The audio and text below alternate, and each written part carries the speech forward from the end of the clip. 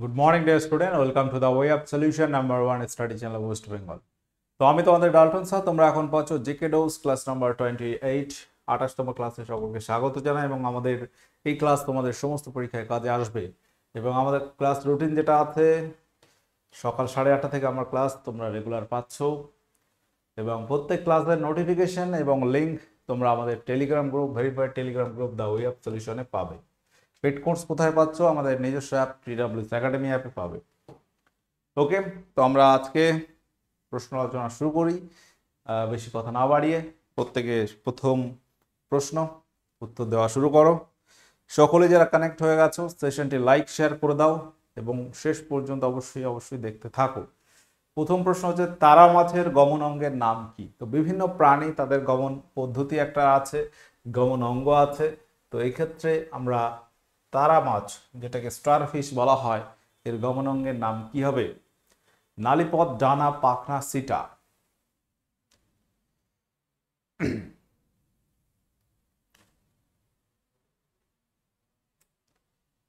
প্রত্যেকে বলো সঠিক উত্তর কি হবে? সঠিক উত্তর এখানে হয়ে যাবে নালীপথ, অপশন এ। নালীপথ হয়ে যাবে তারা মাছের গমন অঙ্গের নাম। সিটা হচ্ছে কার গমন অঙ্গ? কেঁচো। কেঁচো।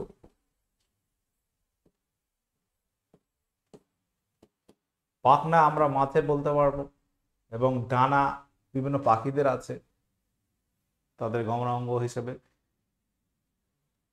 বলো গ্যালেনা নিম্নলিখিত কিসের আকরিক? গ্যালেনা এর সংকেতটা কি আমাদের জানতে হবে, যেটা জানতে পারলে আমরা কোনটা কিসের আকরিক বলতে পারবো। বলো গ্যালেনা এটি কিসের আকরিক? সকলে যারা কানেক্ট হয়ে গেছো একটু জানিয়ে দাও সঠিক উত্তর কি হবে।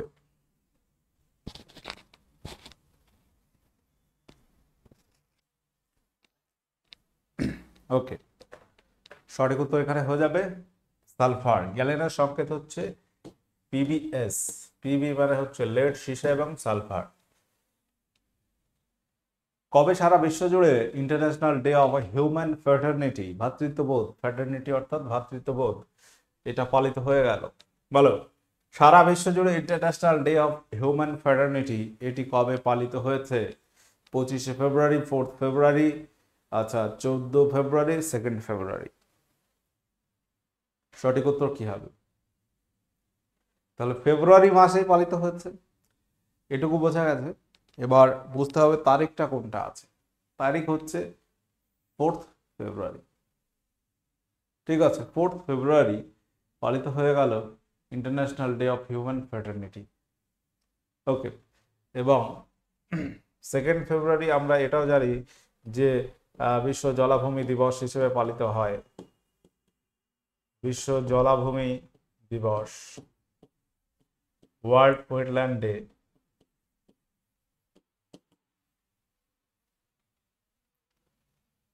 সম্প্রতি কে ঝাড়খণ্ডের মুখ্যমন্ত্রী হিসেবে নিযুক্ত দায়িত্বভার গ্রহণ করলেন? ঝাড়খণ্ডের প্রাক্তন মুখ্যমন্ত্রী যিনি হচ্ছেন হেমন্ত সোরেন ছিলেন। বর্তমানে কে আছেন দায়িত্বপ্রাপ্ত মুখ্যমন্ত্রী? চম্পাই সোরেন, রঘুবর দাস, মধু কোডা, বাবুলাল মারান্ডি। তো এখানে ঝাড়খণ্ড বর্তমান মুখ্যমন্ত্রী হিসেবে চম্পাই সোরেন নিযুক্ত আছেন। অপশন এ হেমন্ত সোরেন ছিল, বর্তমান হচ্ছে চম্পাই সোরেন। অপশন এ সঠিক আছে। প্রধানমন্ত্রী পদত্যাগ পত্র পেশ করতে পারেন কার কাছে বলতো?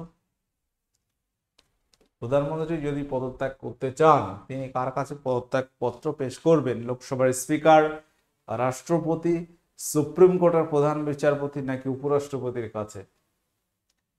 তো প্রধানমন্ত্রী যাকে অ্যাপয়েন্ট করেন কে? রাষ্ট্রপতি।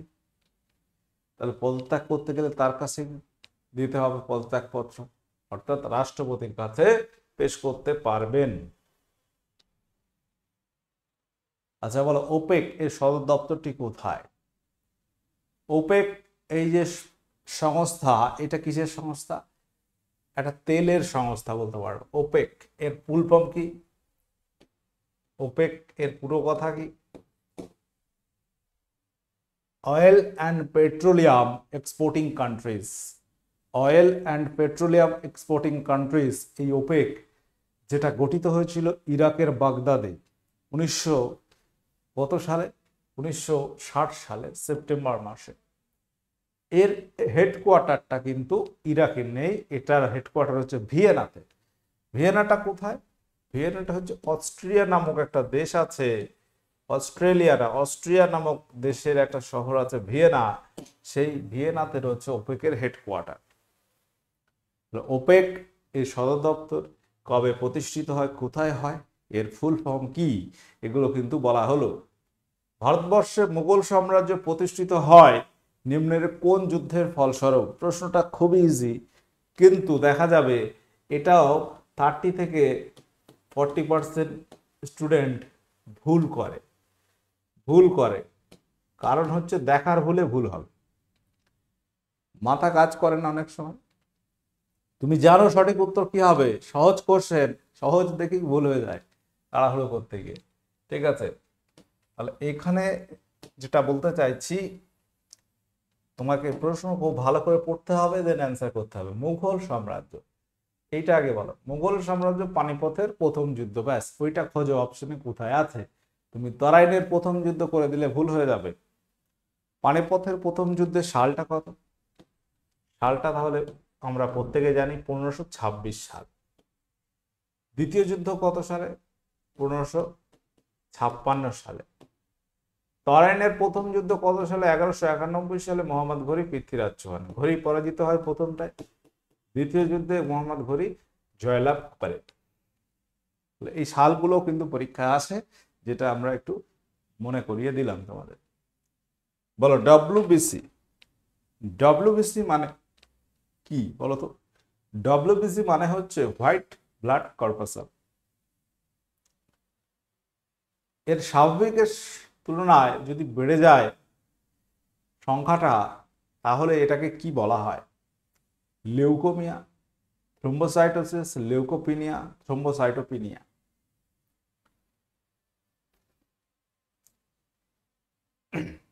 বলো কি হবে সঠিক উত্তর?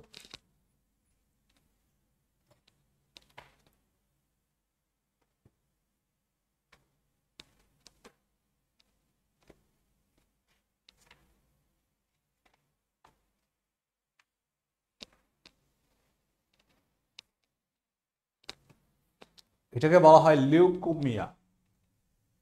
এটা বেড়ে যাওয়াকে বলা হয় লিউকোমিয়া, কমে যাওয়াকে কি বলা হয়? লিউকোপিনিয়া, কমে যাওয়া। এই লিউকোমিয়া বা এটার নাম হচ্ছে ব্লাড ক্যান্সার বলা হয়। এটাকেই বলা হয় ব্লাড ক্যান্সার,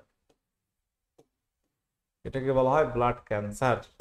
ঠিক আছে, লিউকোমিয়াকে। এবার তোমাকে প্রশ্ন আমি যদি করি যে বলো তাহলে রক্তে ডব্লিউবিসি এর সংখ্যাটা কত থাকে? ডব্লিউবিসি এর স্বাভাবিক সংখ্যাটা কত বলতে পারবে? প্রতি ঘন সিসি রক্তে 6 থেকে 8,000, 6 থেকে 8,000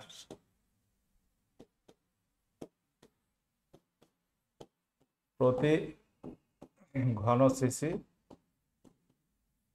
রক্তে। ওকে, প্রতি ঘন সিসি মানে সেন্টিমিটার কিউব, সিসি মানে সেন্টিমিটার কিউব। ঠিক আছে, তো 6 থেকে 8,000 এটা হচ্ছে স্বাভাবিক পরিমাণ ডব্লিউবিসির।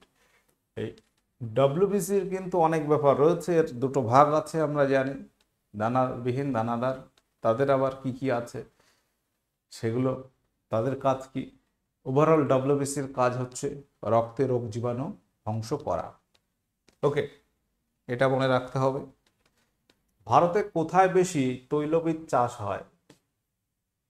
তৈলবীজ বলতে গেলে শুধু কিন্তু সরিষা না, আরো যে সমস্ত উপাদান থেকে, খাদ্যশস্য থেকে তেল উৎপন্ন হয়, সবগুলো মিলিয়ে বলা হচ্ছে কোথায় বেশি তৈলবীজ চাষ হয়। বলো উত্তরপ্রদেশ, অন্ধ্রপ্রদেশ, কর্ণাটক নাকি মধ্যপ্রদেশ? সঠিক উত্তর মনে রাখবে, হয়ে যাবে মধ্যপ্রদেশ। মধ্যপ্রদেশ। ব্যাঙের প্রধান রেচন পদার্থ কি? বলো। ব্যাঙের ক্ষেত্রে।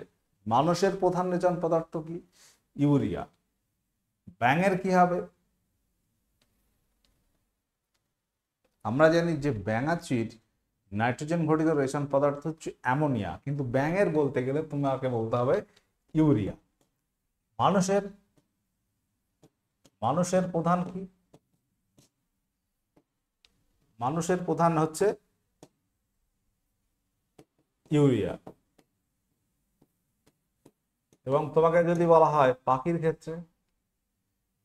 ক্ষেত্রে ইউরিক অ্যাসিড।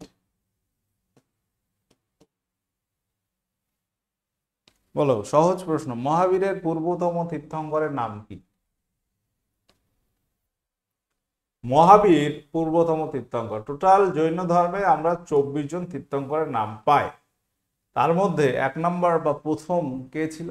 ঋষভনাথ বা আদিনাথ বা ঋষভদেব, তিনি ছিলেন ফার্স্ট তীর্থঙ্কর জৈন ধর্মের। পার্শ্বনাথ ছিল 23তম। বর্ধমান বা মহাবীর তিনি ছিলেন 24তম। তাহলে সঠিক উত্তর আমরা এটা বলবো পার্শ্বনাথ। এবার তোমাকে বলি যে পার্শ্বনাথ বলতে হবে, জৈনদের মধ্যে দুটো ভাগ ছিল পোশাক পরা নিয়ে। একদল ছিল পোশাক পরিধানে বিশ্বাসী ছিল না, টোটাল পোশাক পরতো না, আর একদল ছিল শ্বেত বস্ত্র পরতো, যাদের বলা হতো শ্বেতাম্বর। তাহলে প্রশ্নটা এটা যে পার্শ্বনাথ শ্বেতাম্বর ছিল নাকি দিগম্বর? পার্শ্বনাথ তিনি কোন মতবাদে বিশ্বাসী ছিলেন? বলো। পার্শ্বনাথ তিনি ছিল শ্বেতাম্বর। তিনি ছিল শ্বেতাম্বর। মহাবীর কি ছিল? মহাবীর কিন্তু আবার তিনি ছিলেন দিগম্বর। ওকে। পার্শ্বনাথ প্রবর্তিত একটা ব্যবস্থা, সেটা ছিল চতুর্জাম প্রথা। কি ছিল? চতুর্জাম প্রথা। তোমাকে যদি প্রশ্ন করা হয় যে বলো চতুর্জাম প্রথা কে চালু করে? চতুর্জাম প্রথা তুমি বলবে এটা চালু করে পার্শ্বনাথ। এই চতুর্জামের সঙ্গে আরেকটা প্রথা অ্যাড করেছেন তিনি মহাবীর, ব্রহ্মচর্য প্রথা। তো চতুর্জাম প্রথার সঙ্গে 4টের সঙ্গে আরেকটা ব্রহ্মচর্য প্রথা দিয়ে হয়ে গেল 5টা প্রথা, এবং সেটার নাম হচ্ছে মহাপঞ্চব্রত। মহাপঞ্চব্রত। তোমাকে প্রশ্ন করা হবে যে মহাপঞ্চব্রত এই প্রথাটা কে চালু করেছিলেন? মহাপঞ্চব্রত এই প্রথাটা চালু করেছিলেন মহাবীর। ওকে, পরবর্তী প্রশ্ন, কে ভক্তি আন্দোলনের সূচনা করেছিলেন? তো ভারতবর্ষে একটা সময় বিভিন্ন ধর্মের গোড়ামি সেটা যখন খুব বেড়ে যাচ্ছিল, তখন কিন্তু একদল মানুষ যারা এই ধর্মের গোড়ামিটাকে তুলে একদম ছুঁড়ে ফেলে দিতে চেয়েছিলেন, অর্থাৎ মানুষে যে বৈষম্য, ভেদাভেদ, বিভিন্ন রকমের কুসংস্কার, সেটা যাতে দূর হয় এবং ধর্মটাকে সহজ করে দেখানোর জন্য এই সমস্ত আন্দোলন শুরু হয়েছিল মধ্যযুগে বা ভারতবর্ষের সেই মধ্যবর্তী সময়ে, মানে 1000 থেকে ধরো প্রায় 1200-1300 এই সময়ে কালে এইগুলো শুরু হয়। প্রথমে আসছে ভক্তিবাদ, যেটা বলা হয় হিন্দু ধর্ম থেকে আসছে, এবং সুফিবাদ আসে দ্বাদশ শতকে, সেটা মুসলিম ধর্ম থেকে এসছে। এখানে কিন্তু মানুষে অত ভেদাভেদ তাদের মধ্যে ছিল না, সমস্ত ধর্মের মানুষের সঙ্গে তারা সমান ব্যবহার করতেন। এই ভক্তি আন্দোলনের সূচনা করেছিলেন রামানুজ। অপশন বি সঠিক উত্তর হয়ে যাবে। তো এখানে আরো যেগুলো নাম রয়েছে, গুরু নানক তিনিও ভক্তি আন্দোলনের নেতাদের মধ্যে ছিল। তিনি একটা নতুন মতবাদ প্রতিষ্ঠা করেছিলেন, যেটাকে বর্তমান শিখ ধর্ম বলা হয়। কবির রচিত দোহা, হিন্দি ছড়া যেটা বিখ্যাত। আচ্ছা বলো, ফ্লোরিন এর পারমাণবিক সংখ্যা কত? সায়েন্সের কোশ্চেন। ফ্লোরিনের পারমাণবিক সংখ্যা কত? অর্থাৎ তোমাকে বলতে হবে যে প্রোটন সংখ্যা কত।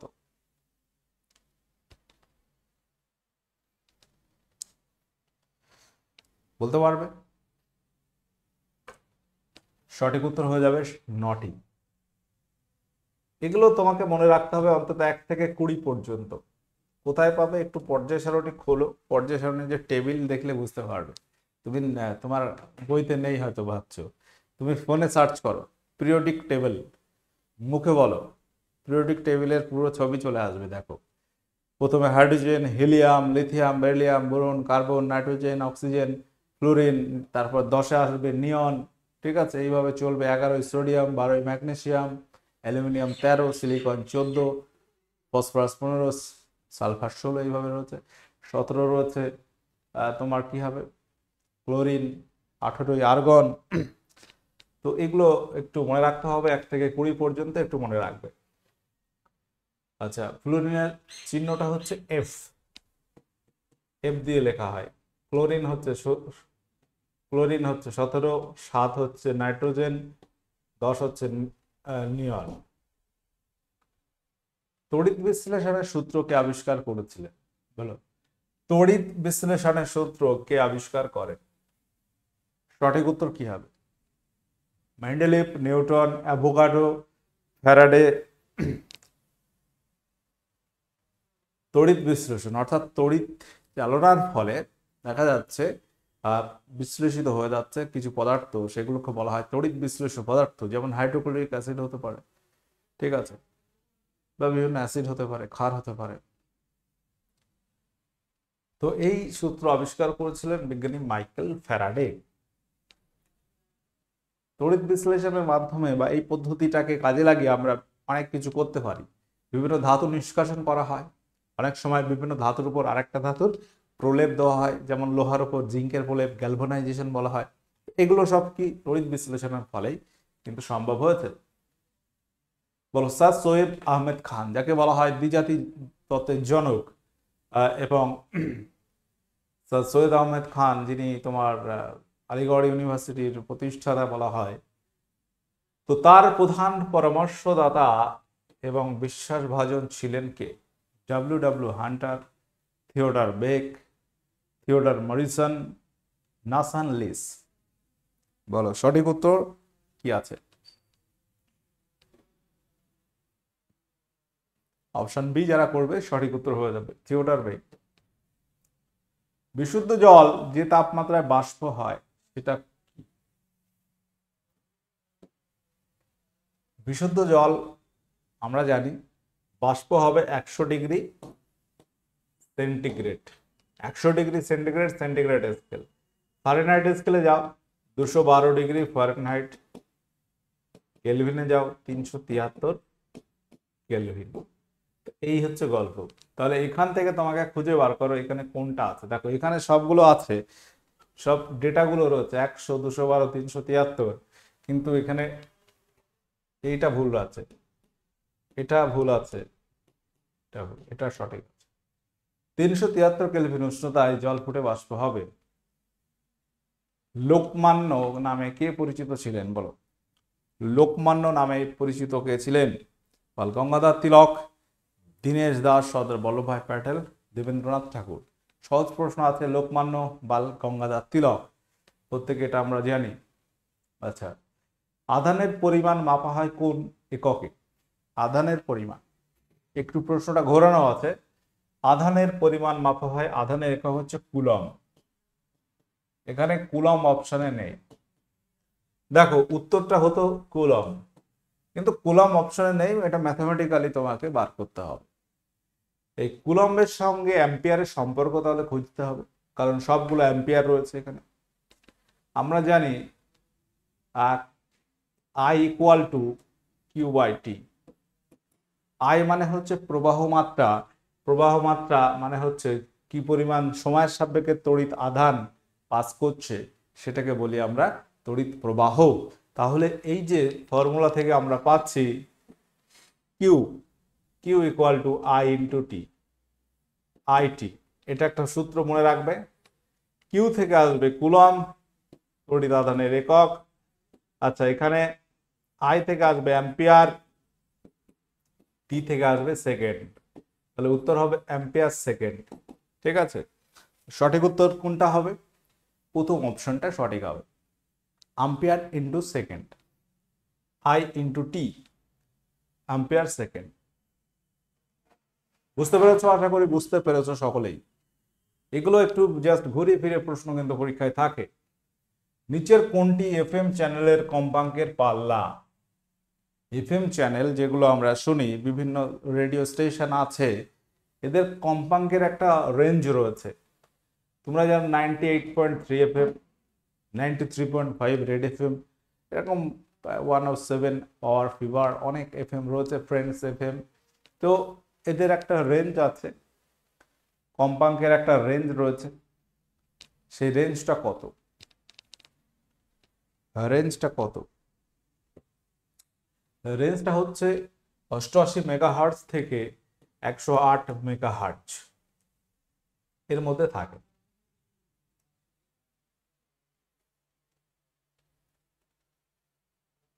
নিম্নের কোন পরিবাহী রোধ সর্বনিম্ন? রোধটা সব থেকে কম।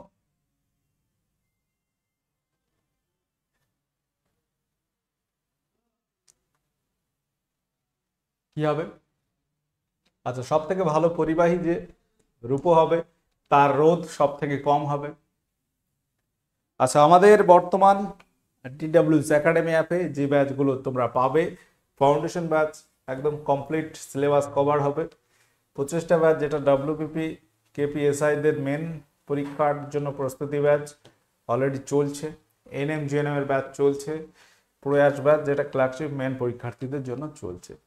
ঠিক আছে, প্রত্যেকটা ব্যাচ যেগুলো আছে সোম থেকে শনিবার তোমরা ক্লাসগুলো পাবে এবং সমস্ত রকম ফ্যাসিলিটিস রয়েছে। কোনো জিজ্ঞাসা থাকলে হেল্পলাইন নাম্বার আছে, ফোন করে জানতে পারবে। আচ্ছা, এবার প্রশ্ন হচ্ছে, সম্প্রতি নিম্নলিখিত কোন ব্যক্তি ভারতরত্ন পুরস্কারে ভূষিত হলেন? রিসেন্ট আমরা দেখেছি প্রধানমন্ত্রী 5 জনের নাম ঘোষণা করেছেন। 5 জন ভারতরত্ন পাবে বলে ঘোষিত হয়েছে। যেমন তার মধ্যে আছে ডক্টর MS স্বামীনাথন রয়েছে, PV নরসিমা রাও রয়েছে, আরো রয়েছে 3 জন। তার মধ্যে একটা হচ্ছে কি হবে এখানে, কৃষান্ত কান্ত চৌধুরী দেবিলাল, ভাইরন সিং শেখাওয়াত, লালকৃষ্ণ আদবানি। তো এখানে সঠিক উত্তর হবে লালকৃষ্ণ আদবানি। ঠিক আছে, 5 জনের মধ্যে একজন লালকৃষ্ণ আদবানি। 5 জনের নাম বলতে পারবে?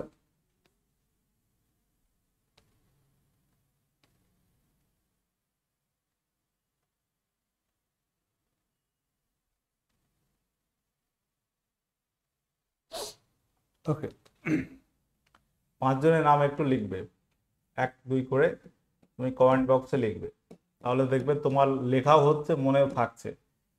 ঠিক আছে, কোন মৌর্য রাজা অমিত্রঘাত উপাধি গ্রহণ করে? অমিত্রঘাত, এই বিভিন্ন রাজা তারা কি কি উপাধি গ্রহণ করেছিল সেগুলো কিন্তু পরীক্ষা আসে। চন্দ্রগুপ্ত মৌর্য, যাকে সেন্ড্রোকোট্টাস বলা হতো, অশোক, দেবনাম প্রিয়দর্শী বলা হয়, বিন্দুসার অমিত্রঘাত উপাধি নিয়েছিল। প্রথম ভারতীয় হিসেবে শুটিং এককভাবে স্বর্ণপদক পদক পান নিম্নের কোন ব্যক্তি?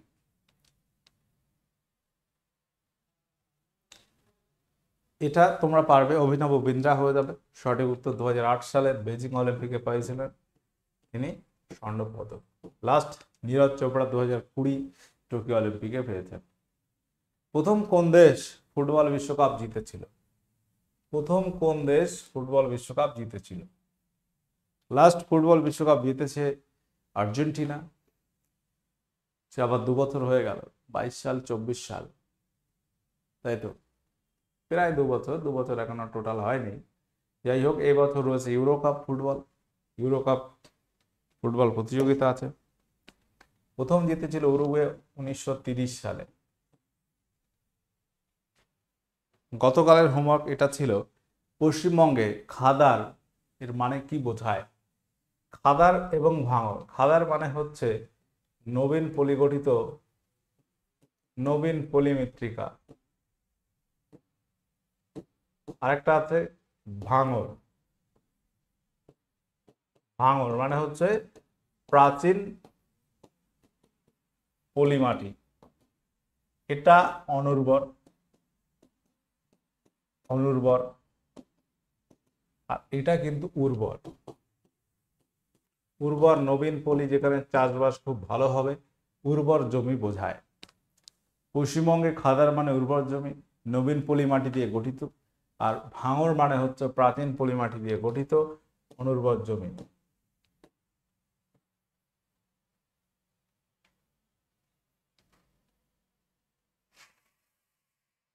আজকের হোমওয়ার্ক থাকবে যে আন্তর্জাতিক বিচারালয় কোথায় অবস্থিত, এটা আজকের ক্লাসে তোমাদের হোমওয়ার্ক থাকবে। তো প্রত্যেকে যারা কানেক্ট ছিল দেখে রাখো 26 কোশ্চেনের মধ্যে কত তোমার হলো, সঠিক কটা হচ্ছে, ভুল কটা গেছে, এগুলো তুমি নিজে নিজে প্রত্যেকদিন হিসাব করবে। তাহলে তুমি বুঝতে পারবে তুমি কোন অবস্থানে আছো বর্তমানে। ঠিক আছে, তোমাকে কত পেতে হবে, কতটা উন্নতি করতে হবে এখনো। তো আমাদের যে ফ্রি ক্লাসগুলো তোমরা পাচ্ছ আমাদের দুটি channel, the way of solution, TWS একাডেমিতে। যারা নতুন কানেক্ট হলে অবশ্যই সাবস্ক্রাইব করে নোটিফিকেশন অল করে রাখো, এবং আমাদের TWS একাডেমি অ্যাপ প্লে স্টোরে তোমরা পাবে, ডাউনলোড করো। যদি পেড কোর্স নিতে ইচ্ছা হয় অবশ্যই নিয়ে নেবে দ্রুত, কারণ সময়টা সব থেকে দামি, সময়ের মূল্য তোমাকে দিতে হবে। তুমি যেদিকে সময় ব্যয় করবে সেদিকে তুমি রেজাল্ট পাবে। অর্থাৎ এই সময়টা, এই বছরটা অবশ্যই পড়াশোনার পিছনে ফোকাস করো, এবং খুব ভালো করে ফোকাস করো, দেখবে তুমি সাকসেসফুল হয়ে যাচ্ছ। ঠিক আছে, তো প্রত্যেকের জন্য অনেক অনেক শুভকামনা থাকলো। ওকে, টাটা, বাই।